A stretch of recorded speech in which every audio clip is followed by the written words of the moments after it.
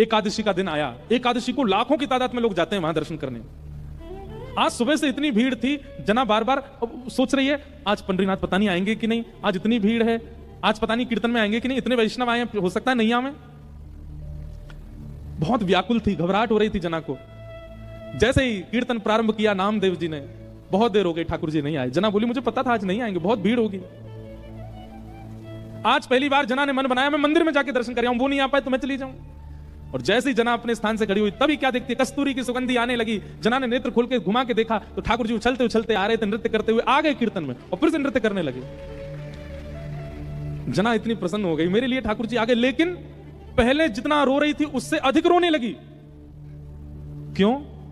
बोले आज एकादशी है, सवेरे के भोर के 4 बजे ब्रह्म मुहूर्त से पंडरीनाथ खड़े रहे होंगे, इतने लोगों ने इनको प्रणाम किया होगा, ये बैठे भी नहीं होंगे। एकादशी के दिन ठाकुर जी का एक क्षण के लिए भी कपाट बंद नहीं होता, इतने भीड़ होती है कि खड़े ही रहते हैं ठाकुर जी दर्शन देने के लिए। जना बोली आज ये इतने श्रमित हैं और श्रमित होने के बाद इतनी जोर जोर से यहां नाच रहे हैं, इनके पैरों में पीड़ा हो रही होगी। तो जना भाई क्या करती, नामदेव जी धीमे कर दो गति कीर्तन की, क्यों आप जोर से गाओगे ठाकुर जी बहुत जोर से उछलते हैं, फिर आप गति धीमी कर दो, आप गति शांत कर दो। अब उनकी कौन सुने, वो तो छोटी बालिका।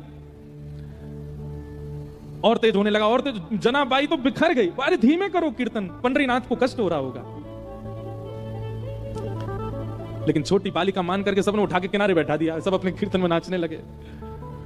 थोड़ी देर बाद जब कीर्तन विश्राम हुआ, आज जना की रुदन में हुकरियां आने लगी, श्वास रुकने लगी बार बार, और बार बार हृदय पे हाथ रख के बोले अरे कोई पुजारियों से जाके बोल दो, कोई लेप लगा दें, कोई पुजारियों से जाके बोल दो अब मंदिर बंद कर दें, मेरे विट्ठल को, मेरे विठोबा को बहुत पीड़ा हो रही होगी, कोई उनके चरण दबा देना, घी की मालिश कर देना। रोते रोते रोते रोते अर्धरात्रि हो गई, चिंता में आ गई, पता नहीं चरण दबाए होंगे कि नहीं।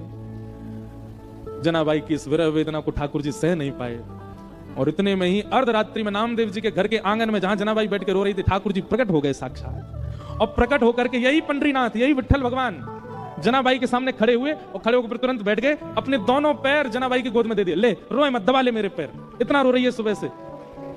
जनाबाई रुको मैं घी वो भी लेके आया हूं, ले घी लगा पामन में, इत्र लेके वो भी लेके आया हूं अपने संग, अपने आप ही व्यवस्था लेके आए सारी। ठाकुर जी बोले अब पाम दबा मेरे, और जनाबाई घी लगा रही है, उस पर इत्र लगा रही है, ठाकुर जी के कोमल कोमल चरणों को अपने हाथों से दबा रही है। लक्ष्मी जी कह रही है जो सौभाग्य मुझको नहीं है वो इस जना को प्राप्त हो, इसे कहते हैं रास। क्या कहते